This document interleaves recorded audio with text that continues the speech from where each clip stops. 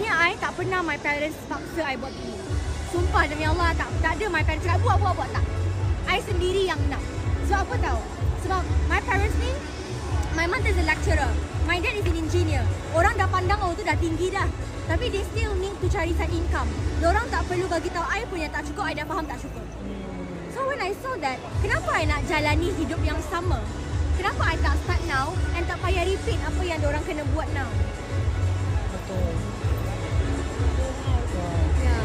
So dekat BE, it's not the age. It's not about the age. 60 ke, 18 ke, it's about you punya kesanggupan. You nak ke tak nak ikut and belajar. Rajin di tempat yang betul. Dah lebih daripada 60 orang milioner kan? Kalau I pun keluarkan kereta, orang pernah cakap dekat I, nak show off lah. Tak. Tapi I nak buktikan, I tak pernah kerja pun dengan slip income DB International, I keluar Mercedes. Satu yang boleh membakar bukan saja my rangkaian, semua orang. Sebab BE tu betul-betul betul.